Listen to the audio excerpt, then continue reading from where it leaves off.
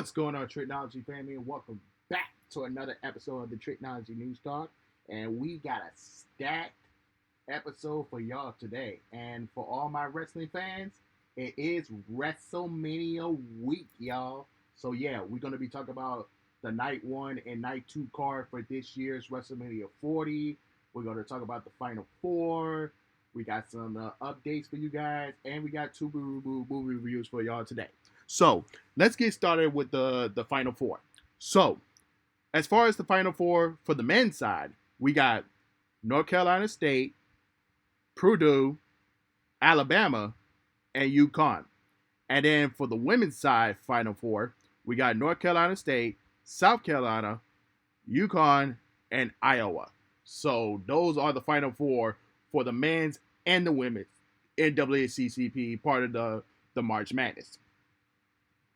And with that being said, let's go over this year's WrestleMania card.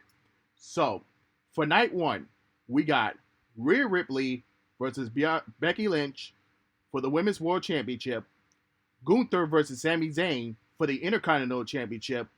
Then we got the six-pack tag team ladder match for the undisputed WWE Tag Team Championships, featuring the Judgment Day, DIY, Awesome Truth, the New Day, A-Town Down Under, and the New Catch Republic. Then we got brother versus brother of Jay versus Jimmy Uso. Then we got a six-woman tag team match with Bianca Belair, Jade Cargill, and Naomi versus Damage Control. And which was originally supposed to be Rey Mysterio and Dragon Lee, but now is being rechanged to Rey Mysterio and Andrade versus Santos Escobar and Dirty Dominic Mysterio. And then the main event for night one, we will see The Rock and Roman Reigns versus Cody Rhodes and Seth Rollins. Now here are the stipulations. If Cody and Seth wins, that means all the members of the Bloodline will be banned for ringside during the undisputed WWE Universal Championship match on night two. However, if The Rock and Roman win, then the championship match on night two will be held on the Bloodline rules. So that's your night one card. And now going into night two, we have Seth freaking Rollins versus Drew McIntyre for the World Heavyweight Championship. Then we get Io Sky versus Bayley for the WWE Women's Championship. We got LA Knight versus AJ Styles. Then we got a triple threat match for the United States Championship featuring Logan Paul versus Randy Orton and Kevin Owens. Then we got a six-man tag team Philadelphia street fight featuring the Pride of Bobby Lashley and the Street Profits versus the Final Testament of Karrion Kross and AOP. And then the main event of night two, Roman Reigns versus Cody Rhodes for the undisputed WWE Universal Championship. So that's your night one and night two card for WrestleMania. Let me know in the comments below if you're watching on YouTube. What are your thoughts on this year's WrestleMania, and what are your predictions? Let me know in the comment section below. And with that being said, let's get into our mainstream news. Aaron McGregor says there are no plans for Obi-Wan Season 2, but he would do it. Hey, Disney, Lucasfilm, do a second season. But with that being said, let's read what Deadline says. I don't know. There has been no phone call to me from Lucasfilm or Disney saying, let's do another one. Obi-Wan was made as a limited series and it's out and people liked it, which I'm very pleased about. McGregor said he loved to doing the series and said, I hope we get a chance to do another one. I'm sure we will. I'm pretty sure, I had given a few years yet before I'm the same age as Alan Glacius, I don't know, was in A New Hope. Oh yeah, that's right. Dang. Yeah, we gotta bring him back. I mean, it would make sense, but just to tell that story, and plus, yeah. But I don't know. But continue on with what he said. He also said, so there is time to tell more stories to tell. Hey, like I said, Disney and Lucasfilm, give us a season 2 and stop holding back.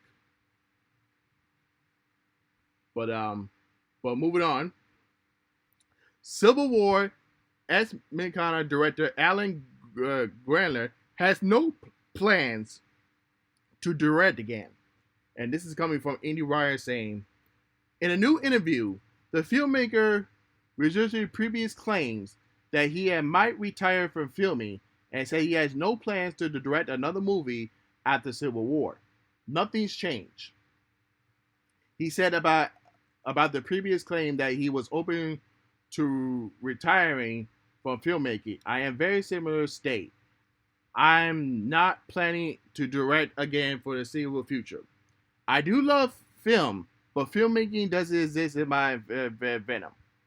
It exists in life and also a broad context. So maybe wait. I think what he meant by filmmaking, like he not gonna do any directing and none of that. So I think he's stepping away. No, maybe he could do he could be a film critic. Maybe I don't know. We don't know what his future gonna be. So man, that's crazy. I love to know more. Like why is he stepping away? Alan Richardson says he would love to play the Batman. There, I said it. So let's read what he actually said. I love to play the Batman, Richard said, pure THR. There, I said it, okay? I'll shout it out from the rooftops. I want to be Bruce Wayne. Here's the thing about Batman.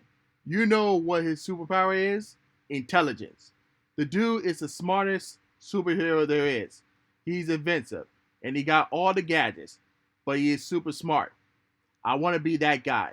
And also to have a K with it, like hypercars, sports cars, and awesome motorcycles. He sounds serious there. Hey, Richardson, you know what to do. Pick up that phone and call James Gunn. That's all you got to do. Just pick up that phone. The Fantastic Four founds a Silver Surfer. And it's not a good one, folks. But let's read what the Hollywood Reporters had to say. The Silver Surfer was introduced in the Fantastic Four number 48 as the Heroes of Galactus, a planet-eating entity through the version of the Surfer was an alien armorist known as Norman Red. Gardner is said to be playing a different Silver Surfer known as Shia LaBeouf. And let me tell y'all something.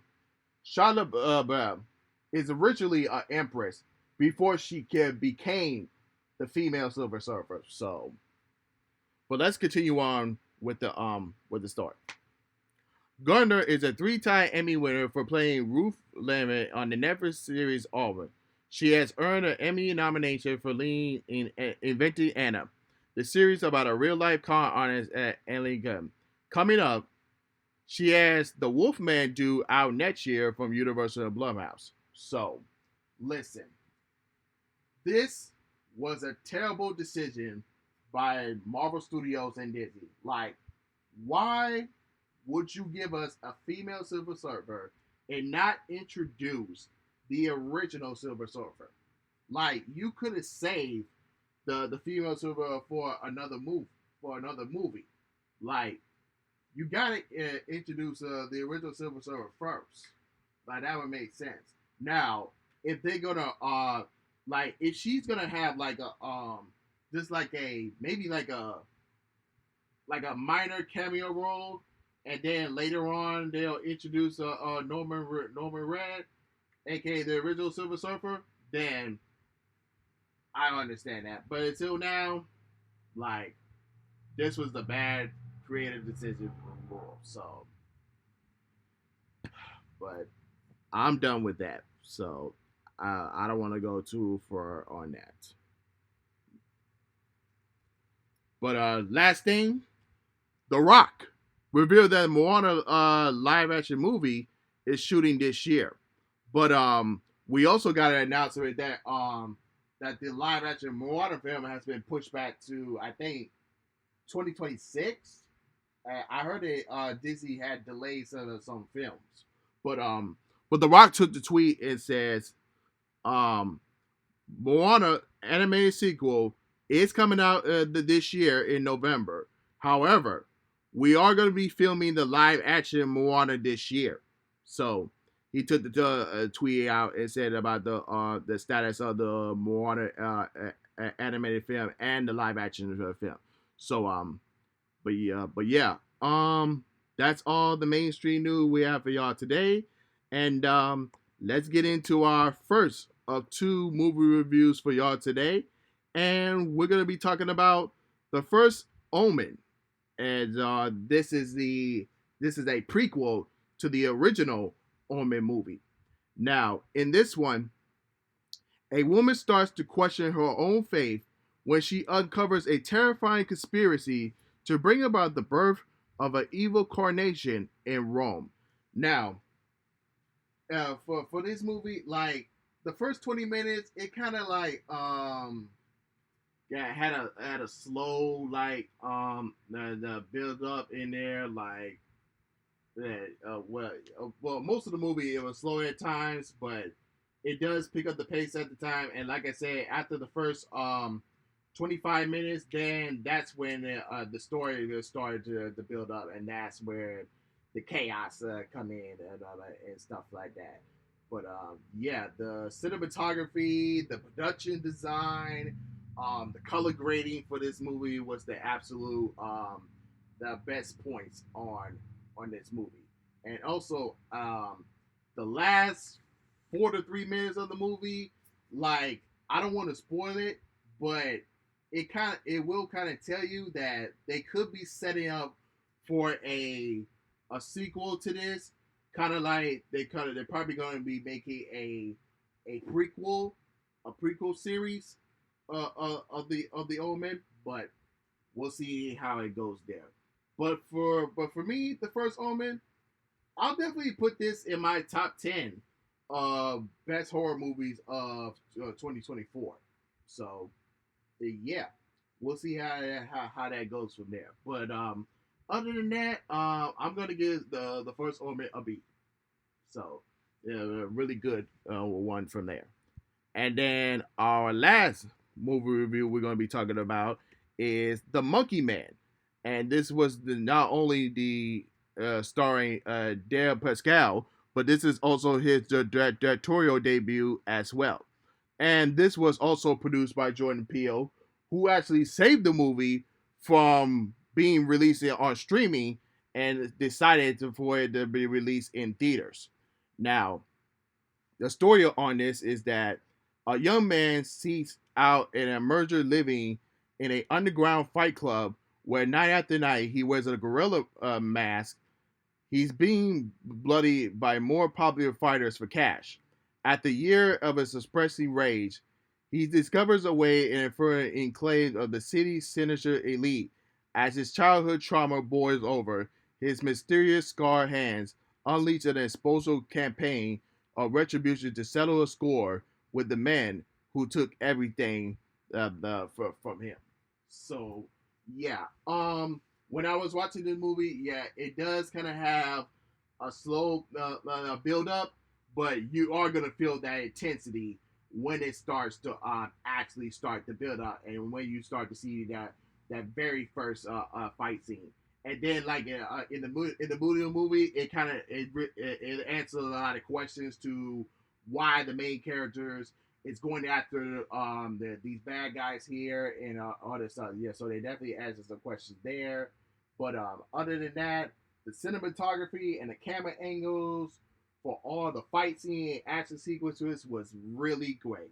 And this really feels like a Bollywood type version of John Wick. So that's exactly what I got out of this movie, man. This was absolutely great. And for Dave Pascal, not only this only showcase on how good of the director he was, not only how good of an actor he was, but this really showcased that he could be the next actor star of the future. So that is definitely my opinion on that. But yeah, other than that, I'm gonna give this movie an A. This was absolutely great. So everybody go check that out. But with that being said, y'all, that's our episode for y'all today. And if you're watching on YouTube, don't forget to like, comment, subscribe, and hit the notification bell when new episodes are uploaded. And of course, if you're listening to me on Spotify, Google Podcasts, Apple Podcasts, or any other podcast streaming platform, don't forget to follow me there as well. Well, with that being said, this is Trico, and I'm signing off, y'all. Peace.